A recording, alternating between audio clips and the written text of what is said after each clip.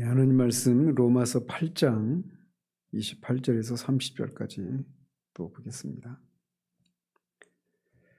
8장 28절에서 30절까지 같이 읽겠습니다. 우리가 알거니와 하나님을 사랑하는 자 곧 그의 뜻대로 부르심을 입은 자들에게는 모든 것이 합력하여 선을 이루느니라. 하나님이 미리 아신 자들을 또한 그 아들의 형상을 본받게 하기 위하여 미리 정하셨으니 이는 그로 많은 형제 중에서 맏아들이 되게 하려 하심이니라. 또 미리 정하신 그들을 또한 부르시고 부르신 그들을 또한 의롭다 하시고 의롭다 하신 그들을 또한 영화롭게 하셨느니라. 아멘. 지난주에는 하나님의 뜻은 모든 사람들을 위한 것이 아니라 제한된 사람들, 즉 부르심을 받은 사람들에게 한정된다는 사실을 살폈습니다. 보편 구원은 성경에서 말하고 있는 내용이 아니라고 말씀드렸죠. 또 그 구원에 대한 하나님의 뜻은 구원받은 자들이 아들의 형상을 담게 하는 것에 있기 때문에 하나님의 뜻은 반드시 이루어진다라고 하는 사실까지 같이 살펴보았습니다. 자, 이제 우리는 하나님의 구원 계획 속에서 가장 장엄하고도 중심적인 국면에 이르게 되었습니다. 즉 하나님의 아들 자신에 관한 부분으로 들어갑니다. 바울은 그로 많은 형제 중에서 맏아들이 되게 하려 하심이니라 라고 하는 말을 통해서 하나님의 구원 계획의 중심에 아들이 영화롭게 되는 것, 아들이 영광을 받는 것, 거기에 있다라고 하는 것을 우리에게 말해주고 있습니다. 이 말씀 한 구절 속에는 하나님께서 세우신 영원한 구속 계획의 궁극적인 목적이 담겨 있습니다. 우리는 많은 경우에 구원의 문제를 우리 차원에서, 우리와 관련해서만 생각하기가 쉬운데 하나님의 영원한 구속 계획의 궁극적인 목적은 그 아들이 많은 형제 중에서 맏아들이 되는 것, 즉 이것을 통해서 아들이 영화롭게 되는 것, 이것이 하나님의 구원에 있어서 하나님의 궁극적인 목적이라고 우리에게 말해주고 있습니다. 특히 이 맏아들이라고 하는 표현은 즉각 우리에게 이 말씀을 해석할 열쇠를 제공해주는 키워드에 해당됩니다. 구약에서 보면 맏아들은 언제나 그 한 가정 안에서 탁월한 지위를 차지했습니다. 그런 상속자이고 가문의 명예를 대표하는 그런 지위를 받습니다. 그래서 재산도 다른 아들과는 다르게 그렇게 상속을 받기도 하죠. 그래서 하나님께서도 하나님의 가족 안에서 하나님의 독생자 그 아들을 맏아들로 세우셨습니다. 그래서 그 아들은 탁월함의 자리, 영광의 자리를 차지하신 분이 되었죠. 그리고 이것이 하나님의 영원전에 작정하신 하나님의 구원에 있어서의 영원한 궁극적인 목적이라고 이 사도가 우리에게 말을 해주고 있어요. 그래서 우리가 우리의 구원을 생각할 때 단지 인간의 차원에서만 바라봐서는 안 된다라고 하는 것을 이 구절이 우리에게 말을 해주고 있습니다. 하나님께서 구원을 영원전에 계획하실 때 그분의 궁극적인 목적이 그의 아들을 영화롭게 하는 것이었습니다. 따라서 구원이라고 하는 것은 단지 한 영혼의 구원을 넘어서서 하나님의 아들의 영광을 통해 삼위 하나님의 내적인 영광을 세상에 드러내려고 하는 것, 이것이 구원에 있어서의 하나님의 궁극적인 목적이라는 것입니다. 이미 지난주에도 이 부분을 잠시 말씀을 드렸죠. 그런데 바울은 오늘 다시금 이 진리를 강조하면서 우리를 이 구원의 궁극적인 목적이 무엇인가로 우리를 이끌고 있습니다. 그의 의도는 분명합니다. 즉 우리의 구원은 단지 우리 자신을 위한 것만이 아니라 하나님의 아들의 탁월함과 영광을 드러내기 위한 것이라는 사실을 깨닫게 하려고 하는 것이 이 바울의 의도예요. 즉 하나님의 구원의 궁극적인 목적이 아들의 영화에 있다면 그 목적은 결코 실패할 수가 없습니다. 아들의 실패는 하나님의 실패잖아요. 삼위 하나님 안에 있는 그 영원한 연합을 생각할 때 이 구원의 궁극적인 목적이 아들을 영화롭게 하는 것이라면 이거는 결코 실패할 수가 없다는 겁니다.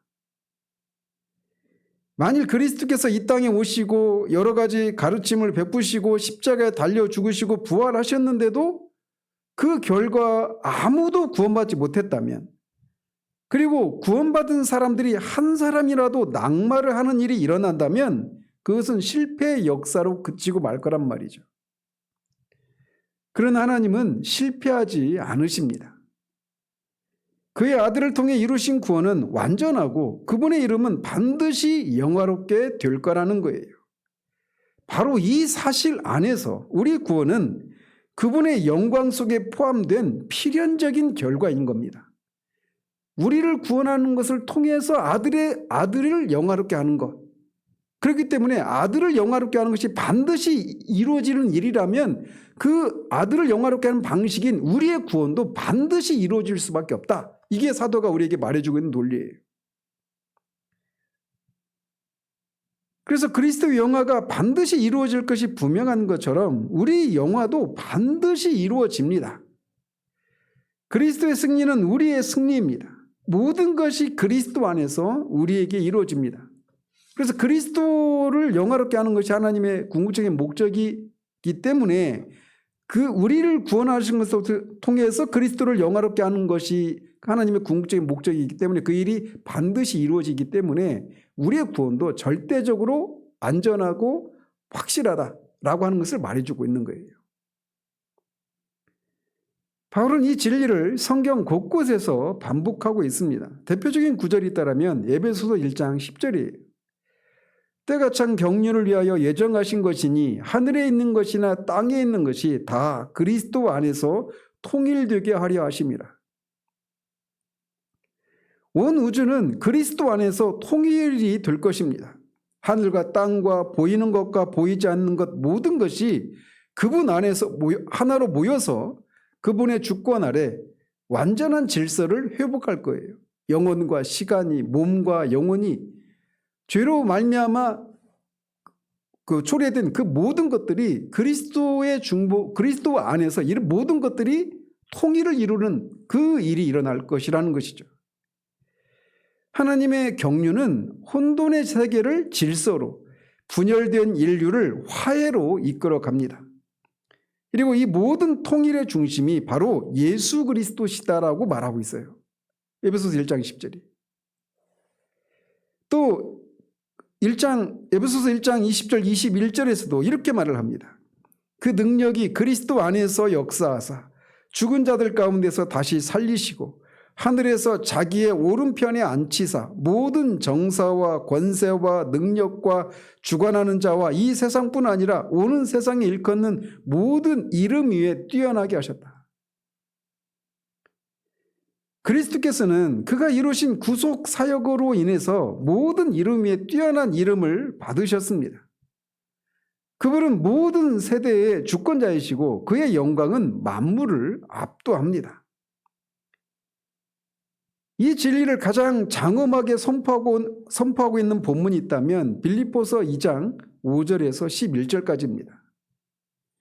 너희 안에 이 마음을 품으라. 곧 그리스도 예수의 마음이니 그는 근본 하나님의 본체시나 하나님과 동등됨을 취할 것으로 여기지 아니하시고 오히려 자기를 비워 종의 형체를 가져 사람들과 같이 되셨고 사람의 모양으로 나타나셨음에 자기를 낮추시고 죽기까지 복종하셨으니 곧 십자가에 죽으심이라.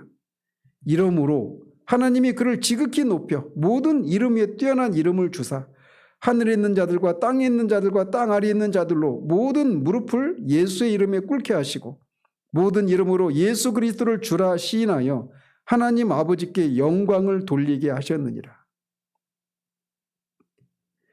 여기서 이러므로라고 하는 이 한 단어가 이 모든 것을 설명하고 있습니다.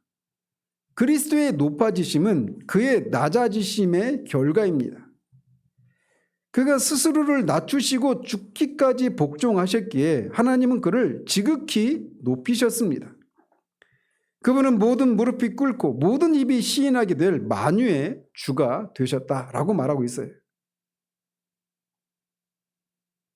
그런데 그리스도가 높아지신 이 사실, 즉 그리스도의 영광은 단지 그분의 개인적인 영광과 승리가 아닙니다. 그의 형제들, 곧 우리 모든 성도들이 영화롭게 될 때 그분의 영광이 완성이 됩니다. 그러므로 우리의 최종 구원은 아들의 영화 속에 포함되어 있습니다. 그래서 그리스도의 영광과 우리의 영화가 결국 따로 떨어져 있는 그런 사실이 아니라는 겁니다. 하나님은 그의 아들을 높이심으로써 우리를 높이시고 그의 영광을 드러내심으로써 우리의 영화의 근거를 확증하셨습니다. 우리가 영화롭게 될 것을 어떻게 확신할 수 있느냐? 아들을, 우리의 맏형이신, 맏오빠이신 그리스도를 영화롭게 하셨기 때문에 그의 형제된 우리들도 반드시 영화롭게 될 것이다 라고 하는 것을 드러내셨다라는 거죠. 그리스도가 높아지신 것을 통해서 말이에요. 그리스도의 영화가 우리의 영화의 보증입니다. 우리는 그와 함께 죽었고 그와 함께 살았으며 그와 함께 영화롭게 될 것입니다. 그래서 바울 서신에 특별히 그런 표현들이 굉장히 많죠. 그리스도와 함께, 그리스도 안에서. 이 개념은 우리가 항상 붙들어야 할 진리입니다. 그리스도와 함께, 그리스도 안에서 우리 정체성을 찾아야지, 그리스도와 함께 그리스도 안에서 우리의 구원의 문제를 생각해야지, 그리스도와 떨어져서 우리 자신만의 구원, 내가 정말 영원하게 될 것인가, 내가 끝까지 내 믿음을 견지할 것인가, 이거를 그리스도를 떠나서 생각하는 순간 우리는 확신을 잃어버리게 돼요. 항상 그리스도와 함께, 그리스도 안에서 우리 자신의 구원을 생각해야 된단 말이에요. 영화도 마찬가지예요. 그리스도가 영화롭게 되었기 때문에 그 안에서 그와 함께 우리도 영화롭게 될 것이 분명하다라고 말하고 있는 겁니다. 그래서 그리스도 안에서 우리가 의롭다함을 받고, 그리스도 안에서 우리가 거룩함을 받고, 그리스도 안에서 우리가 영화롭게 된다라고 성경이 말해주고 있는 거예요. 우리에게 주어지는 모든 것은 그리스도 안에서 우리에게 주어지는 겁니다. 하나님의 목적은 그렇게 아들을 영화롭게 하는 것인데, 그 하나님의 목적은 결코 추상적이지 않습니다. 그분은 실제로 영원 전부터 품으신 이 뜻을 실제로 역사 속에서 실제로 이루어 가셔요. 바울은 오늘 본문에서 하나님의 구원의 경륜을 5단계로 요약하고 있습니다.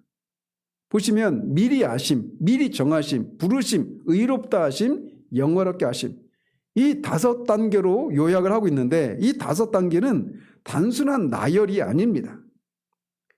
그 안에는 완전한 논리와 신적인 질서가 있습니다. 즉 그분의 구원 사역에는 우연도 임기응변도 없어요. 철저히 영원전에 하나님이 작정하신 그 계획에 따라서 역사 속에서 이것이 착착 진행되어 간단 말이죠. 하나님께서는 모든 것을 창세전에 완전하게 계획하셨고 그 계획하신 뜻을 따라서 역사 속에서 성취해 가십니다. 갈라디아서 4장 4절에서도 때가 참에 하나님이 그 아들을 보내사 여자에게 나게 하시고, 이 모든 것을 작정하시고 그것을 실행하시는 분은, 그것을 집행하시는 분은 하나님이십니다. 그래서 하나님만이 그 때를 알고 계십니다. 그리고 정하신 정확한 시간에 그분의 계획이 역사 속에 나타나요. 구약의 여러 선지자들을 통한 예언들이 세밀하게 성취된 이유가 바로 여기에 있습니다. 하나님이 그렇게 작정하시고 선지자들을 통해서 그것이 이루어질 것을 예언하셨기 때문에 그분의 뜻에 따라 그렇게 역사 속에 그 선지자들을 통한 예언이 성취되었던 겁니다. 메시아의 오심과 그분의 사역과 죽음과 부활은 하나도 우연이 없습니다. 그분은 모든 것을 완전하게 이루셨습니다. 이처럼 구원의 각 단계는 하나님의 완전하신 그런 뜻의 표현입니다. 그 뜻은 처음부터 끝까지 완전하고 오류나 변덕이 없습니다. 하나님의 뜻하신 일은 반드시 이루어집니다. 거듭 말씀드리지만 구원의 확신은 항상 여기에서 찾아야 되는 거예요. 바울은 이 5단계를 순서대로 제시하고 있는데 말씀드린 것처럼 이 순서는 결코 임의적으로 제시하고 있는 게 아닙니다. 이것은 하나님의 마음속에 있었던 순서이고 하나님이 실제로 일하시는 방식입니다. 첫 번째 단계는 미리 아심을 말하고 있습니다. 즉 하나님께서 구속의 대상을 사랑으로 미리 아신 것을 이렇게 말하고 있어요. 두 번째는 미리 정하심을 말하고 있는데 이런 하나님의 이 사랑을 따라서 구원의 목적을 정하신 것입니다. 세 번째는 그 뜻을 실제로 시간 속에 적용하시는 것인데 이게 부르심이에요. 네 번째는 그 부르심에 응답한 자들을 법적으로 의롭다 하심을 말하고 있고 다섯 번째는 그들을 그리스도의 영광에 참여시키는 완성의 단계인 영화롭게 하심을 말하고 있습니다. 그래서 이거를 시간 속에서 또 영혼 속에서 일어난 일로 이렇게 나눌 수 있다면 그 중심에 있는 게 뭐냐? 부르심입니다. 그래서 부르심은 영혼의 세계와 시간의 세계를 잇는 일종의 가교 역할을 하는 것이 부르심이다라고 말할 수가 있어요. 그래서 부르심은 영원한 계획이 역사 속으로 들어오는 순간입니다. 하나님께서 예정하신 자들을 실제로 부르셔서 구원 안으로 끌어올리시는 사건이 부르심이에요. 이거를 좀 더 생생하게 이해하기 위해서 한 가지 비유를 들어보면 우리가 뭐 그 항구나 이런 데 가보면 막 엄청나게 큰 크레인 같은 게 있지 않습니까? 근데 크레인이 막 그 물건을 막 컨테이너나 이런 엄청나게 무거운 것들을 막 집어서 이렇게 들어 올리지 않습니까? 마치 그 어떤 물건을 그 크레인에 달려있는 어떤 자석이나 요즘 뭐 자석으로 하잖아요. 이렇게. 그런 것처럼 하나님이 이렇게 우리를 불러내시는 거예요. 이게 부르심이에요. 하나님의 계획은 영원 전부터 존재했습니다. 그러나 그것이 실제로 역사 속에서 작동하는 순간 그분의 손이 우리를 붙잡아 들어 올리는 사건이 바로 부르심이에요. 우리는 1900 몇 년에 2000 몇 년에 이렇게 하나님의 부르심을 받았지만 이 부르심이 영원 전부터 하나님이 계획하신 것이 그 영원 속에 있었던 계획이 역사 속에서 실행되는 사건이 부르심이에요. 이게 어마어마한 사건인 것이죠. 우리 한 개인의 측면에서 보더라도 말이에요. 그래서 바울은 빌립보서 3장 12절에서 이렇게 고백합니다. 내가 이미 얻었다 함도 아니요 온전히 이루었다 함도 아니라 오직 내가 그리스도 예수께 잡힌 바 된 그것을 잡으려고 달려가노라 라고 말하고 있습니다. 여기서 말하고 있는 것처럼 그는 그리스도인을 어떻게 정의하고 있느냐면 그리스도 예수께 어떻게 된 거? 잡힌 바 된 거. 이거를 잡으려고 달려간다라고 말하고 있어요. 그래서 신자는 어떤 사람이냐면 그리스도의 손에 잡힌 자들, 붙잡힌 자들이 신자입니다. 우리가 그리스도를 붙잡은 것이 아니라 그리스도가 우리를 붙잡았다라는 겁니다. 그 손이 우리를 붙잡았기 때문에 우리가 붙잡고 있는 거예요. 우리가 붙들고 있기 때문에 우리가 붙들려 있는 것이 아니라는 말입니다. 우리가 손을 놓아버리면 붙들림에서 벗어나는 것이 아닙니다. 이 사실을 인식하는 것은 우리가 성화를 이루는 것에 있어서 매우 중요합니다. 우리의 순종 여부에 따라서 하나님의 은혜를 누리는 것이 좌우된다는 생각은 이런 사상과 배치되는 생각이에요. 우리가 은혜로 구원을 받았지만 그 은혜를 우리가 계속 유지하고 누리기 위해서는 우리가 순종해야 된다. 이게 우리가 갖고 있는 일반적으로 사람들이 갖고 있는 생각이잖아요. 이거는 잘못된 생각이란 말입니다. 이것만 딸랑 얘기하면 그 은혜를 누리려면 그러면 우리가 어떻게 해야지? 이런 혼란을 겪을 수 있는데 사실 이 한 주제만 가지고도 굉장히 여러 번을 살펴서 얘기를 해야 돼요. 간단하게만 말씀을 드리면 하나님의 은혜가 있기 때문에 우리가 순종하는 겁니다. 우리가 순종하기 때문에 그 은혜를 누린 게 아니에요. 하나님의 은혜가 있기 때문에 우리가 순종할 수 있는 겁니다. 그 순종할 수 있도록 성령께서 우리에게 은혜를 주시기 때문에 우리가 순종할 수 있는 거예요. 마찬가지로 우리가 믿음을 가진 것이 그분의 손을 먼저 붙잡았기 때문이 아니라 그분이 우리를 먼저 잡으셨기 때문입니다. 이처럼 부르심은 하나님의 영원한 계획이 시간 속에서 시작되는 출발점입니다. 그 부르심으로 말미암아 우리는 의롭다 하심을 받고 그 부르심은 결국 영화롭게 하심으로 완성이 됩니다. 이걸 위해서 부르셨기 때문에 반드시 영화롭게 되는 것은 완성된단 말이에요. 이 사실을 깊이 생각해 보시기를 바랍니다. 하나님의 계획은 처음부터 끝까지 완전합니다. 그분의 미리 아심이 사랑의 선택이었다면 그분의 미리 정하심은 목적의 결단입니다. 그리고 그분의 부르심은 그 목적이 역사 속에서 실현되는 과정이고 그분의 의롭다 하심은 법적인 선언이고 그분의 영화롭게 하심은 그 모든 것의 완성입니다. 하나님은 어떤 일도 미완성으로 남기지 않으십니다. 그가 시작하신 일은 반드시 완성하십니다. 그래서 바울이 빌립보서에서 너희 안에서 착한 일을 시작하신 이가 그리스도 예수의 날까지 이루실 줄을 우리는 확신하노라 라고 말합니다. 하나님의 구원 계획은 실패할 수가 없습니다. 하나님의 구원 계획은 우리의 의지나 결심에 달려있지 않아요.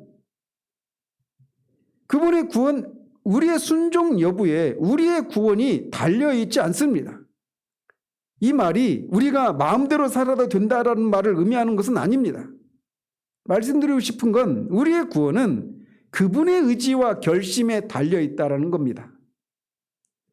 그렇기 때문에 우리가 순종하지 않는 경우에 그분은 그분의 뜻을 이루시기 위해서 징계라고 하는 것을 통해서 우리를 그 순종하게 하시든지 아니면 우리 안에서 성령을 통해서 그 순종하도록 우리 안에서 일을 하시는 거예요.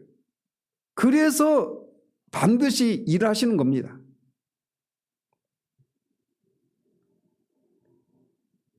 여러분들 이런 말을 많이 들으셨을 거예요. 성령께서 죄를 죽이시지만 신자의 순종을 사용하신다. 자, 이 말이 맞는 말입니까? 틀린 말입니까? 제가 질문할 때는 뭐라고 쉽게 막 대답을 못하겠죠. 다시 한번 물어볼게요. 성령께서 죄를 죽이시지만 신자의 순종을 사용하신다. 근데 이 말이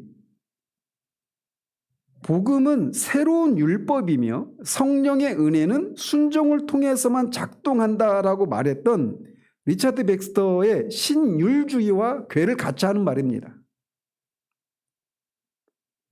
이거를 모르면 우리는 내가 율법주의적인 그런 신앙생활을 하고 있다는 것을 모른 채 그렇게 사는 겁니다. 제가 오늘 이 문제를 가지고 지금 계속 제하고 지금 씨름하고 있거든요. 조만간 그게 나올 건데 잘 들어보십시오. 성령께서 죄를 죽이시지만 신자의 순종을 사용하신다. 이게 우리한테는 우리에게 거부감이 일어나지 않는 그런 말로 들릴 수 있어요.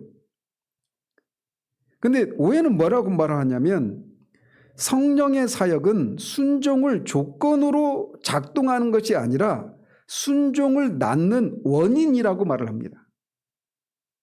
이 차이를 아시겠습니까? 다시 한번 말씀드릴게요. 성령께서 죄를 죽이시지만 신자의 순종을 사용하신다. 그러니까 신자의 순종이 없으면 어떻게 된다는 얘기예요? 성령께서 죄를 죽이시는 일에 실패한다는 얘기잖아요.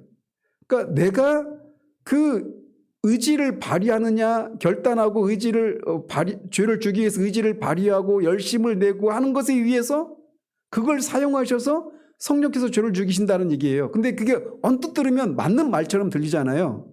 그런데 오해는 그렇게 말하는 거예요. 성령의 사역은 순종을 조건으로 작동하는 것이 아니다. 아까 그 말은 순종을 조건으로 작동한다는 얘기잖아요.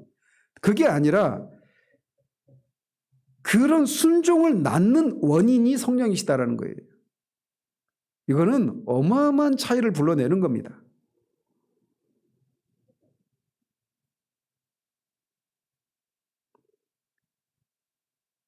제가 이 문제로 인해서 처음에 고민을 하고 고통스러운 시간들을 보내기 시작하면서 복음이 무엇인가를 고민하기 시작한 지점이 이런 거예요.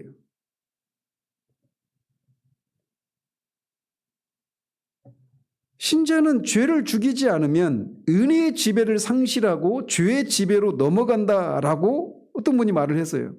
맞는 말입니까? 틀린 말입니까? 다시 질문할게요. 신자는 죄를 죽이지 않으면 은혜의 지배를 상실하고 죄의 지배로 넘어간다. 신자는 죄를 짓는 순간에도 여전히 죄의 지배를 받는 게 아닙니다. 여전히 은혜의 지배 아래 있어요. 그 지위는 변함이 없습니다. 그러면서 그분이 말하기를 죄 죽임의 실패를 게으름과 부주의로 설명을 합니다.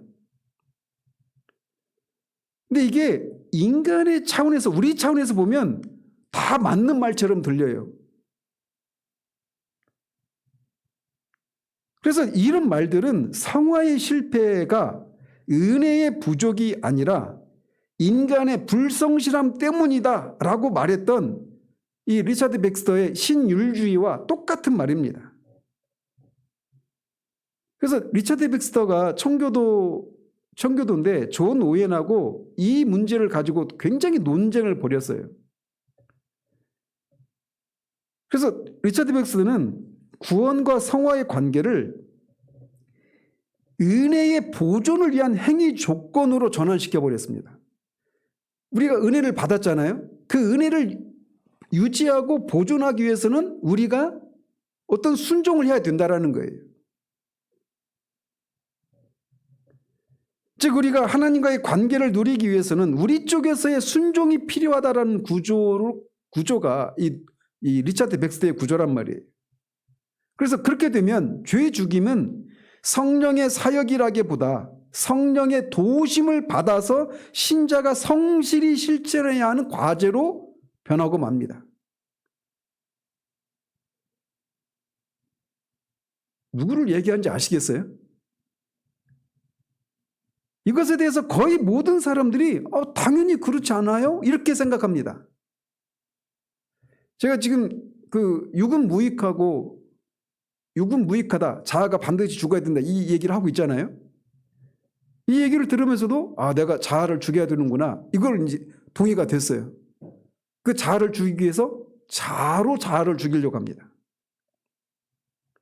그렇게 되는 한 다시 말씀드리지만 웰컴 투 헬이에요.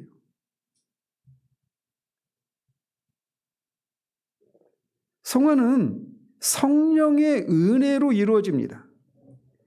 그리스도께서 이루신 일과 그 일의 영광스러움을 바라봄으로써 죄를 죽이는 거예요. 성령께서 이 일에 있어서 주관자이십니다. 주권자예요.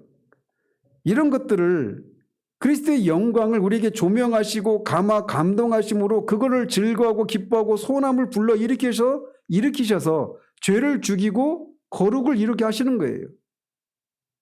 그렇기 때문에 우리의 구원은 안전하고 우리의 영화는 확실하다라고 할 수가 있는 겁니다. 성령께서 그 일을 하시기 때문에. 바울은 이 진리를 우리에게 가르칠 때 어떤 신학적인 논쟁의 차원에서 이 말을 하고 있는 게 아닙니다. 거듭 말씀드리지만 사도는 이 말씀을 통해서 우리의 구원의 확신을 더 돕기 위해서 이 말을 하고 있는 거예요. 그렇기 때문에 우리는 이 거룩한 주제를 다룰 때 언제나 겸손해야 합니다. 교회 역사 속에서 이 교리가 얼마나 많은 논쟁과 오해의 불씨가 되었는지를 우리는 알고 있습니다. 그러나 바울의 의도는 논쟁을 불러일으키기 위한 것이 아니라 위로를 주고 구원의 확신을 갖도록 하기 위해서 이 말씀을 하고 있는 거예요. 즉 하나님의 구원이 얼마나 철저하고 완전하고 얼마나 변함없는지를 보여주기 위해서 이 말씀을 주고 있는 겁니다. 그러므로 우리는 이 말씀 앞에서 우리 머리를 숙이고 논쟁이 아니라 경배의 마음으로, 지식이 아니라 경건으로 반응을 해야 합니다. 자, 이제 우리는 바울이 제시한 구원의 5단계 중에 첫 단계, 미리 아심의 의미를 살펴보도록 합니다. 이 단어는 미리 아심, 미리 정하심, 부르심, 의롭다 하심, 영원하게 하심 중에서도 매우 중요한 그런 가장 중요하다고 할 수가 있어요. 왜냐하면 하나님의 모든 구속 행위는 바로 이 미리 아심으로부터 출발하기 때문에 그렇습니다. 그런데 많은 사람들은 이 미리 아신다라고 하는 말을 단순히 하나님께서 전제하신 분이시기 때문에 장래에 어떤 일이 일어날지를 미리 아시는 그 예지의 차원에서 미리 아심을 그렇게 이해를 합니다. 물론 하나님은 전제하신 분이시기 때문에 앞으로 어떤 일이 일어날지 다 아십니다. 누가 어떤 선택을 할지 다 아셔요. 근데 여기서 말하는 미리 아심은 그런 의미에서 예지의 차원에서 미리 아심 이렇게 말하고 있는 게 아닙니다. 여기서 말하고 있는 이 미리 아심 그런 차원이 아니에요. 그것은 하나님의 의지적인 사랑, 즉 하나님이 어떤 사람들을 향해서 특별히 마음을 두셨다라고 하는 뜻으로 미리 아신다 이런 말을 하고 있는 거예요. 그래서 우리가 알다라고 하는 말이 히브리어로는 야다라고 하는 단어가 있고 헬라어로는 기노스코라고 하는 단어가 사용되는데 이 야다나 기노스코라고 하는 이 두 단어들은 단순한 어떤 지식이 아니라 관계적인 친밀함과 언약적인 사랑을 뜻합니다. 그래서 성경에서 하나님이 누구를 아신다라고 할 때는 단순히 그 사람이 누구인가 어떤 그 사람에 대한 정보나 지식의 차원에서 안다 이런 의미가 아니라 하나님이 그를 사랑하시고 그를 언약 안에 두셨다는 차원에서 그를 안다 이렇게 말하고 있는 거예요. 그러니까 관계적인 측면에서 또 언약적인 측면에서 그를 안다 이렇게 말하고 있단 말이에요. 대표적인 구절이 있다면 아모스서 3장 2절인데 거기 보면 내가 땅의 모든 족속 중에서 너희만 알았나니 그러므로 내가 너희 모든 죄악을 너희에게 보응하리라 이렇게 말씀하십니다. 그러면 하나님이 이스라엘 향해서 이렇게 말씀하고 있는 건데 하나님이 이스라엘 민족만 알고 다른 족속들은 다른 민족들은 모르셨다 이런 말이 아니죠. 하나님 다른 족속도 다 아십니다. 지식적인 측면에서 정보적인 차원에서는 그들도 다 아셔요. 그런데 여기서 너희만 알았다 이렇게 말씀하고 있는데 이게 어떤 말이냐면 내가 너희만 사랑했다. 너희만 언약의 대상으로 삼았다. 이런 의미로 너희만 알았다 이렇게 말하고 있는 겁니다. 그러니까 사랑의 관계에서 또 언약적인 측면에서 안다. 이런 의미로 안다라고 말하고 있는 거예요. 하나님은 이스라엘을 다른 민족보다 더 많이 알게 되어서 너희만 안다 이런 말이 아니라 이스라엘에게 하나님의 마음을 두셨다 이런 측면에서 말하고 있는 거예요. 그 사랑이 바로 미리 아심입니다. 미리 아셨다라고 하는 말 안에는 이게 있는 거예요. 하나님의 마음에 미리 아신 그 사람들을 그 마음에 두셨다라는 겁니다. 사랑으로 품고 그들을 언약 안에 두셨다. 이런 측면으로 미리 아셨다. 이렇게 말하고 있는 거예요. 그래서 이런 의미로 반대의 의미도 성립이 됩니다. 그래서 마태복음 7장 23절에서 주님은 불법을 행한 자들에게 이렇게 말씀하시지 않습니까? 그때 내가 그들에게 밝히 말하되 내가 너희를 도무지 알지 못하니 불법을 행하는 자들아 내게서 떠나가라 하리라 이렇게 말씀하셨잖아요. 여기서도 알지 못한다고 하는 것이 그들의 존재를 그들이 한 일 이런 걸 몰랐다는 얘기가 아닙니다. 그들과 사랑의 관계나 언약의 관계가 없다는 뜻으로 너를 모른다 이렇게 말하고 있는 거예요. 그래서 안다라고 하는 말은 언제나 관계적인 차원에서 언약적인 사랑의 차원에서 안다 이런 의미로 사용되고 있다는 것입니다. 신약에서도 마찬가지입니다. 신약에서도 하나님의 미리 아심은 사랑의 선택으로 나타나요. 예를 들면 사도행전 2장 23절에서 베드로는 오순절에 이렇게 설교를 하죠. 그가 하나님의 정하신 뜻과 즉 그리스도입니다. 그가 하나님의 정하신 뜻과 미리 아신 대로 내어준 바 되었거늘 너희가 법 없는 자들의 손을 빌어 못 박아 죽였느니라. 미리 아신 대로라고 하는 이 말 안에도 단순한 그냥 하나님이 예지의 차원에서 이런 말을 하고 있는 게 아니에요. 즉 하나님이 단지 예수님께서 십자가에서 죽으실 것을 미리 알고 계셨다 이런 말을 하고 이런 차원에서 미리 아신 대로 이렇게 말하고 있는 게 아니란 말입니다. 아들을 십자가에 내어주신 것은 하나님이 그 일을 계획하시고 의도하시고 정하셨다라고 하는 차원에서 말하고 있는 겁니다. 즉 십자가 사건은 우연한 비극이 아니라 안 일어날 수도 있는 그런 비극적인 사건이 아니라 일어날 수밖에 없는 필연적인 사건이었다라는 것입니다. 왜? 그렇게 하기로 하나님이 계획하시고 의도하시고 작정하셨기 때문에. 그래서 창세 전부터 하나님이 작정하신 구속의 길이 십자가에 죽으신과 부활이에요. 그래서 그리스도는 세상이 창조되기 전부터 죽임당한 어린 양이셨습니다. 또 사도행전 4장 27절 28절에서도 같은 진리가 반복됩니다. 과연 헤롯과 본디오 빌라도는 이방인과 이스라엘 백성과 합동하여 주의 거룩한 종 예수를 거스려 하나님의 권능과 뜻대로 이루려고 이 성에 모였나니. 예루살렘 교회가 기도하는 중에 이렇게 기도하고 있는 거예요. 그래서 십자가의 사건은 인간의 악한 음모의 결과였어요. 표면적으로만 보면. 그런데 동시에 이게 하나님의 사랑의 계획이었다는 겁니다. 따라서 그분의 미리 아심은 결국은 미리 정하심으로 이어지게 되어 있습니다. 하나님께서는 당신의 아들을 우리 대신 죽게 하시기로 작정하셨습니다. 이것이 바로 미리 아심의 의미입니다. 즉 하나님이 사랑의 결단과 구속의 의도를 가지고 미리 아셨다 이렇게 말하고 그런 차원에서 미리 아셨다 이렇게 말하고 있는 거예요. 따라서 미리 아셨다면 사랑으로 그들을 언약 안에 그들을 품고 구원하시기 위해서 미리 아셨다라는 얘기는 그 얘기는 반드시 무엇으로 이어지게 되겠습니까? 반드시 미리 정하심으로 자연스럽게 이어지게 되어 있는 겁니다. 그래서 미리 아심은 하나님의 사랑의 시작이라면 미리 정하심은 그 사랑의 실천적인 결정이다 이렇게 말할 수가 있어요. 사랑이 먼저 있었고 그 사랑이 이런 결정으로 이어진 것입니다. 그래서 하나님은 먼저 사랑하셨고 그 사랑 안에서 우리를 구원하기로 정하셨습니다.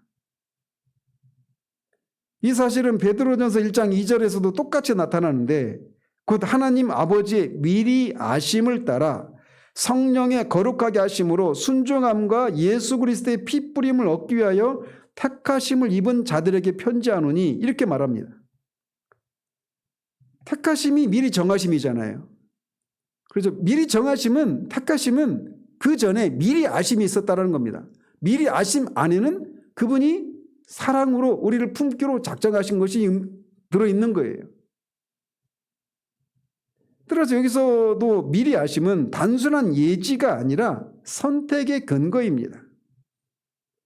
또 베드로전서 1장 20절은 또 이렇게 말을 합니다. 그는 창세전부터 미리 알리신 바 된 자나 이 말세에 너희를 위하여 나타내신 바 되었느니라. 예수 그리스도는 창세 전부터 미리 아심을 입으셨습니다. 즉 하나님께서 그 아들을 구속사에게 중심으로 세우시기로 작정하셨다는 뜻이에요. 그리스도의 사역 자체가 우연히 일어난 것이 아니라 하나님의 미리 아심의 결과였다라고 말하고 있는 겁니다. 이거는 신약에만 나오는 것이 아니라 구약에도 나타나는 겁니다. 신명기 7장 7절 8절에 보면 이렇게 되어 있어요. 여호와께서 너희를 기뻐하시고 너희를 택하심은, 이스라엘 백성을 택하셨는데 그 택하심이 무엇이라고 말하고 있느냐면, 너희가 다른 민족보다 수요가 많음이 아니라 너희는 모든 민족 중에 가장 적으니라. 여호와께서 다만 너희를 사랑하심을 인하여 너희 조상들에게 하신 맹세를 지키려 하심이라, 이렇게 말씀하고 있어요. 또 예레미야 31장 3절도 이렇게 말을 합니다.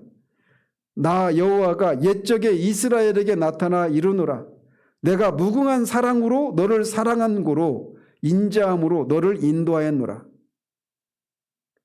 같은 얘기를 하고 있는 겁니다. 즉 하나님은 이스라엘이 택함 받을 만해서 택하신 것이 아니라는 것입니다. 그분의 사랑은 이해를 초월한 사랑입니다. 그분은 스스로의 본성 안에서 사랑하시고 그 사랑으로 자기 백성들을 정하셨습니다. 그 사랑이 미리 아심의 본질이에요. 미리 아셨다라고 하는 안에는 하나님의 사랑이 먼저 있었기 때문에 미리 아시고 그 미리 아심을 따라서 선택이, 미리 정하심이 이루어지게 되었다라는 것입니다.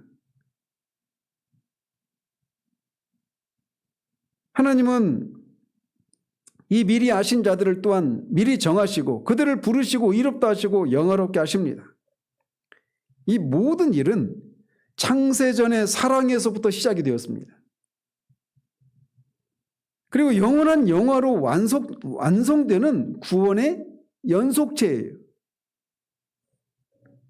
그래서 이 구원의 사슬에는 어떤 약한 고리도 없습니다. 한번 하나님께 사랑받은 자는 끝까지 사랑받습니다. 우리가 불순종할 때도요, 죄를 죽이는 일이 실패할 때도요, 맞습니다. 그분의 부르심은 취소되지 않고 그분의 은혜는 실패하지 않습니다. 그렇기 때문에 앞에 28절에서 말하고 있는 것처럼 우리가 알거니와 하나님을 사랑하는 자 곧 그의 뜻대로 부르심을 입은 자들에게는 모든 것이 합력하여 선을 이루느니라라고 말하고 있는 겁니다. 그야말로 모든 것이에요. 이것이 복음의 확실한 근거입니다. 우리가 하나님을 사랑하는 것이 아니라 하나님이 먼저 우리를 사랑하셨습니다. 그분이 먼저 아셨기에 우리는 지금 그분을 알게 된 겁니다. 그분이 먼저 사랑하셨기에 우리는 지금 그분을 사랑할 수 있는 거예요. 그분이 먼저 우리를 붙드셨기에 우리는 결코 버려지지 않습니다. 이런 놀라운 진리를 깨달은 사람은 결코 교만할 수 없습니다. 왜냐하면 우리 자신이 하나님의 사랑을 받을 만한 것이 없다라고 하면서 알고 있기 때문에 오히려 더욱 겸손하고 감사하며 거룩을 사모하게 됩니다. 하나님이 미리 아셨다라고 하는 것은 우리로 하여금 게으름을 낳지 않습니다. 오히려 헌신을 낳습니다. 하나님이 나를 사랑하셨음을 아는 사람은 그 사랑에 합당한 삶을 살고자 합니다. 그렇기 때문에 우리는 매일의 삶 속에서 하나님의 영원한 사랑을 기억해야 합니다. 그래서 우리가 앞에서도 제가 잠깐 말씀드렸지만 하나님이 은혜로 우리를 구원하셨어요. 근데 그 은혜를 우리가 누리면서 하나님과 그런 사랑의 교제를 나누는데 우리가 죄를 죽이는 일에 실패하고 자아를 죽이는 일에 실패하고 그러면 하나님의 사랑을 우리가 사랑의 교제를 나누는데 방해가 된다라고 생각하죠. 그래서 그렇게 하지 않기 위해서 우리가 하나님의 사랑의 그 교제를 계속해서 누리기 위해서 죄를 죽이고 또 이런저런 순종을 해야 된다, 자아를 죽여야 된다 이런 생각을 하기가 쉽지 않습니까? 은혜를 받는 것은 은혜로 시작을 했는데 그 은혜가 계속 유지되고 그게 보존되기 위해서는 우리 쪽에서의 순종이 요구된다 이렇게 생각한단 말이에요. 근데 이거는 잘못된 생각이란 말이에요. 그러면 막 살아도 되느냐? 그게 아닙니다. 그런 그 은혜를 입은 사람 안에는 성령께서 계시지 않습니까? 그래서 성령께서 끊임없이 우리로 하여금 은혜의 수단을 통해서, 말 그대로 은혜의 수단을 통해서 그리스도의 영광을 우리에게 끊임없이 조명해 주시고 그분을 사랑하고 즐거워하는 이런 마음들을 우리에게 주시는 거예요. 우리의 지성을, 우리의 감정을, 우리의 의지를 성령께서 새롭게 해주신 것을 통해서 자연스럽게 죄를 죽이고 자아를 부인하고 그리스도의 생명으로 사는 삶이 순종의 열매가 자연스럽게 맺히게 되는 거예요. 그래서 그런데 이 순서를 바꾸면 성령으로 시작했다가 육체로 마치는 이런 일이 일어나게 되는 겁니다. 근데 그 하나하나는 맞는 말이기 때문에 그게 어떤 거부감도 없이 그냥 그렇게 살다가 실패할 수밖에 없는 거예요. 로마서 8장 13절에 말하는 것처럼 너희가 육신대로 살면 반드시 죽을 것이거니와. 육신대로 살면 반드시 죽습니다. 성령을 따라 살아야만 우리가 살 수 있는 거예요. 성령을 따라 산다고 할 때 이게 내가 은혜 수단을 통해서 막 그런 열심을 내면 그 성령의 능력을 힘입어 가지고 사는 게 아닙니다. 성령을 통해서 그리스도가 사시는 거예요. 우리가 아니라 그리스도가 사시는 겁니다. 이번 주에 할 게 그거예요. 다 말하면 김이 새니까. 그래서 많은 사람들이 성령으로 시작했는데 육체로 마치는, 그래서 구원의 은혜를 누리지 못하고 끊임없이 부인해야 될 자아, 죽여야 될 죄, 이거를 끊임없이 내 안에서 발견하고 이것을 죽이기 위해서 자아로, 육신으로 그걸 죽이려고 하니까 실패할 수밖에 없죠. 반드시 죽는다니까요. 어떤 자유함도 누리지 못한 채 끊임없는 죄책, 끊임없는 불안함, 여기에서 벗어나지를 못하는 거예요. 그래서 우리는 매일의 삶 속에서 하나님의 영원한 사랑을 기억해야 합니다.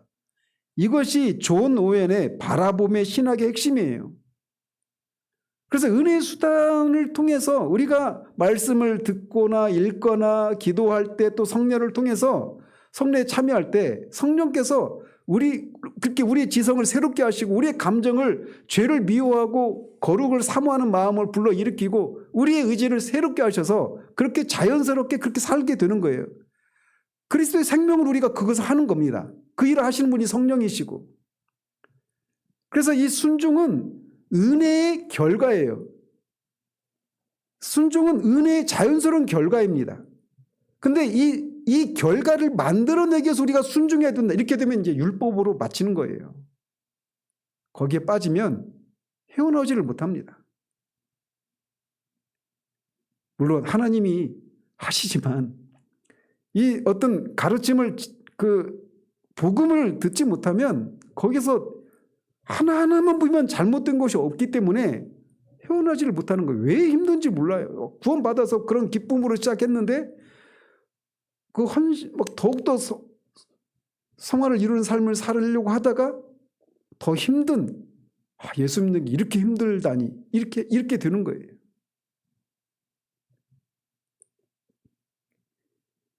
그리스도의 그 영광을 바라보는 거. 이게 바라봄으로부터 죄를 죽이는 힘이 나오는 거예요. 이번 주까지 해서 제가 이 새 설교로 이거 딱 짝을 맞출 건데, 이걸 모르면요, 예수를 믿는 것이 그냥 어떤 이 고행을 통해서 극한 어떤 금욕주의적이고 어떤 자기 고행을 통해서 이루어가는 힘든 싸움, 이렇게만 생각합니다. 싸움이 없냐? 있습니다. 그런데 그 힘이 우리의 힘으로 싸우는 힘이 싸움이 아니란 말이에요.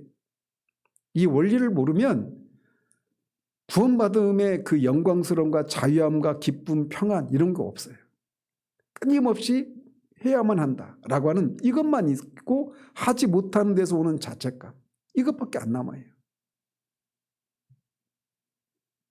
하나님 우리를 창세전에 아셨고 지금도 아시고 영원히 잊지 않으실 것입니다.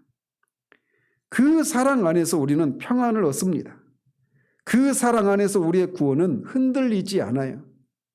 나의 순종에서 내가 하나님의 은혜를 내가 누리고 있고 유지하고 보존하는 게 아니란 말입니다. 그리고 결국 이 모든 일의 목적이 뭐냐? 한 가지인데 그의 아들을 영화롭게 하려는 것이다 라고 말하고 있는 겁니다. 그리고 그 아들의 영화 속에서 우리를 참여시키려는 것입니다. 우리의 구원은 하나님의 사랑의 이야기이고 그 중심에는 언제나 예수 그리스도가 계십니다. 그분은 맏아들이시고 우리의 대표이십니다. 그의 영화는 곧 우리의 영화입니다. 그분의 승리가 곧 우리의 확신이에요. 그러므로 우리는 뒤에 11장 36절에서 말하고 있는 것처럼 이는 만물이 주에게서 나오고 주로 말미암고 주에게로 돌아감이라. 그에게 영광이 세세 있을지어다. 왜? 구원의 시작부터, 즉 미리 아심부터 영화까지 이 모든 것이 하나님으로부터 나와서 하나님으로 말미암고 결국은 하나님께로 돌아가는 것이기 때문에 오직 하나님만 영광을 받으시는, 이게 이루어지게 되는 겁니다. 그 우리의 대표이신 그리스도가 그렇게 십자가에 낮아 죽고 다시 사셔서 모든 이름에 뛰어난 그런 영광을 취하셨다면 그의 형제들인 우리도 반드시 그와 같이 될 것입니다. 거기에 우리의 구원의 확신이 거기에서 있는 거예요. 왜? 우리가 그렇게 되지 않으면 아들이 영화롭게 되는 일이 실패로 끝나니까. 그 그리스도를 바라봐야 됩니다. 우리가 구원을 받을 때만 그리스도를 바라보는 것이 아니라 구원받은 이후의 삶 가운데서도 끊임없이 우리는 그리스도를 바라봐야 돼요. 우리 자신을 바라보기 시작하는 순간 우리는 길을 잃어버립니다. 하나님이 미리 아셔서 오늘 우리가 되었고 장차 그리스도처럼 될 것입니다. 기도하겠습니다. 하나님 아버지, 하나님의 구원 계획의 궁극적인 목적은 아들을 영화롭게 하는 것이다 라고 하는 이 말씀 안에서 우리가 안식을, 평안을, 확신을 누릴 수 있다는 사실들을 이 저녁에 살폈습니다. 우리는 너무나 자주 구원의 문제를 우리 차원에서만 생각하고 또 그 구원을 이루는 이 일에 있어서도 우리 측에서 해야 될 일들 중심으로 생각하는 경우들이 많습니다. 그런 하나님의 구원은 궁극적인 목적은 아들을 영화롭게 하는 것이고 그 아들이 이미 영화롭게 되었기 때문에 그 아들 안에 있는 우리도 반드시 그와 함께 영화롭게 될 것이라고 하는 것, 여기에서 우리의 구원의 확신을 찾을 수 있음을, 또 안식을, 평안을 누릴 수 있음을 우리가 이 저녁에 다시금 살폈습니다. 이 말씀 안에서 우리가 안식을 누리고 그 일을 행하신 하나님께만 영광과 찬송을 올려드리는 그런 우리들 되어지기를 소원하옵고 우리 주 예수 그리스도 이름으로 기도합니다. 아멘.